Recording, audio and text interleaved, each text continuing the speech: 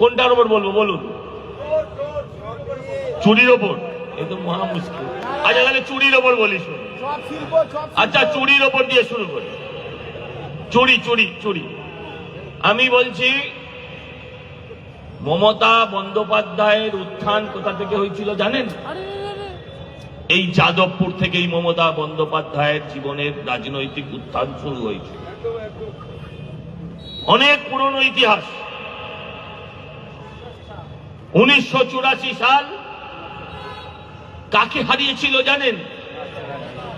সোমনাথ চ্যাটার্জির মতন ভারতবর্ষের ইতিহাসে যে কোনো রাজনৈতিক দলের হতে পারে একজন সর্বকালের শ্রেষ্ঠ পার্লামেন্টারিয়ানকে হারিয়ে, উনি হারাননি, ইন্দিরা হাওয়া হারিয়েছিল সোমনাথ চ্যাটার্জিকে। পার্লামেন্টে পৌঁছেছিলেন মমতা ব্যানার্জি।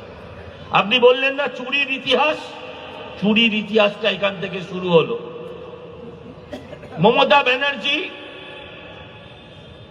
84 সালে জেতার পর 89 আবার নির্বাচন হলো। মমতা ব্যানার্জি বিরুদ্ধে প্রার্থী হলেন ডক্টর মালিনী ভট্টাচার্য, অধ্যাপিকা মানুষ, শিক্ষিতা মানুষ। সব দেয়ালে লেখা হচ্ছে ডক্টর ডক্টর ডক্টর। মমতা ব্যানার্জির নামের আগে শ্রীমতী ছাড়ার কিছুই বসাতে পারছে না। রাগে চলছে। জর্জিয়া ইউনিভার্সিটির থেকে সেদিন প্রথম চুরি করা ডিগ্রিটা নিয়েছে, এখানে লিখলেন দেয়ালে দেয়ালে ডক্টর মমতা বন্দ্যোপাধ্যায়। চুরির শুরু, চুরির শুরু। তারপর অনেক লম্বা ইতিহাস।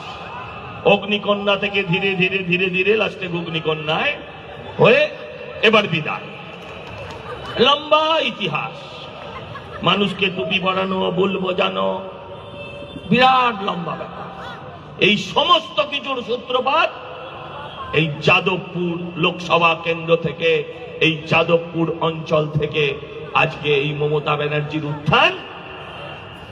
আর এখানে ওই অশোক দাসের মৃত্যুর মধ্যে দিয়েই ওনার আগমন যেমন যাদবপুর থেকে, ওনার বিসর্জন এই যাদবপুর থেকেই শুরু হবে। আমি আগেও বলেছি যে আমার কোনো কথা আমার সামনে যারা আছেন তাদের জন্য নয়। আমরা ভোটেরই প্রচার করতে এসেছি, অস্বীকার করবো কেন? আমি দূর দূরান্তে ব্যস্ত দোকানদার, ব্যস্ত অটো চালক, ব্যস্ত গৃহিণীদের কাছে, মায়েদের কাছে আমি প্রশ্ন করতে চাই যে পশ্চিমবঙ্গে একটা নির্বাচন আগত। নির্বাচন কিসের ওপর হয়? নির্বাচন হয়, আমরা দেখেছি, প্রত্যেকে তার রিপোর্ট কার্ড পেশ করে। রিপোর্ট কার্ড মানে কি? যে আমি গত 5 বছরে, গত 10 বছরে, গত 15 বছরে আমি কি কি কাজ করেছি। আমি শিওর আমরা চলে যাওয়ার পর হতে পারে এই মঞ্চেও, এই মাইকেও ওই ব্যানার পাল্টে ওরা সভা করে দিতে পারে। আমার কোনো আপত্তি নেই, মানুষ তো এটাই শুনবে। শুনে মানুষ ডিসাইড করবে, সমাজ বিরোধীরা ডিসাইড করবে না। মানুষের কাছে শুধু এই আবেদন করবে। ওদেরকে জিজ্ঞাসা করবেন কি কাজ করলে বাবা 15 বছরে, বলবে অনেক উন্নয়ন করেছি, অনেক উন্নয়ন, অনেক উন্নয়ন। 85টা, 65টা, 95টা, কোনটা বলতে পারবো না। 5 জন আসবে, 5 রকম বলবে যে মমতা ব্যানার্জি 85টা ভাতা, 85টা অনুদান প্রকল্প। কেউ বলবে 65টা, কেউ বলবে 95টা। মমতা ব্যানার্জি নিজেও বললে এক এক জায়গায় এক এক রকম বলে। যদি এসে কেউ মুখস্থ করেও 85টার মধ্যে 50টা বলে দিয়ে যেতে পারে, আপনারা আমায় খবর দেবেন, তাকে আমি নিয়ে গিয়ে মা ক্যান্টিনে ডিম ভাত খাইয়ে দেবো 5 টাকা। ওরা বলবে কি লক্ষ্মী ভান্ডার, ঠিক, লক্ষ্মী ভান্ডার, এটা তো অস্বীকার করা যাবে না। সবাই লক্ষ্মী ভান্ডার পান, যারা পান না তারা নিয়ে নেবেন।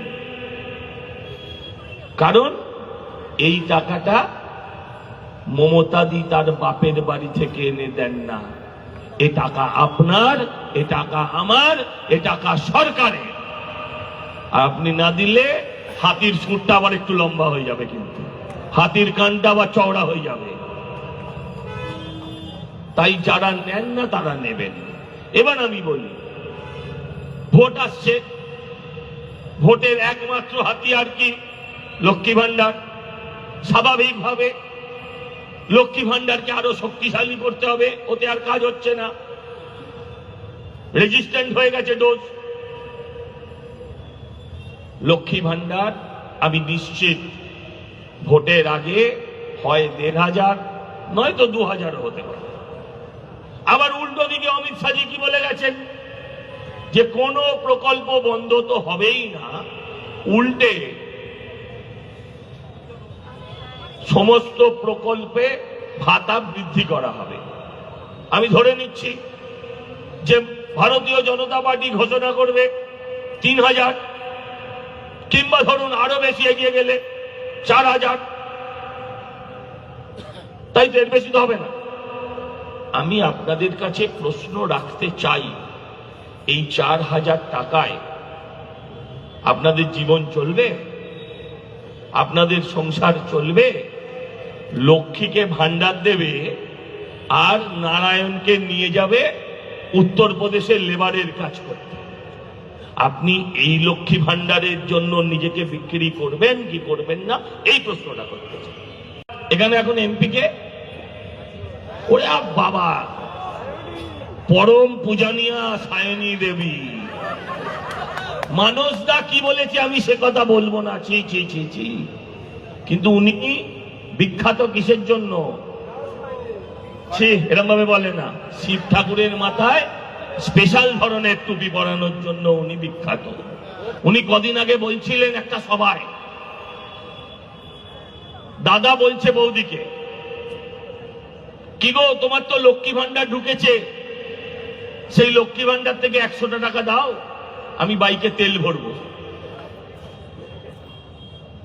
বলছে এমন দিন এলো, মমতাদি এমন জিনিস দিয়েছে যে দাদাদের হাত পাততে হচ্ছে বৌদিদের কাছে, আর সামনে বসা কিছু কেলানে যাদের দেখা যাচ্ছে না, তারা ঠাই ঠাই করে হাততালির আওয়াজ পাওয়া যাচ্ছে।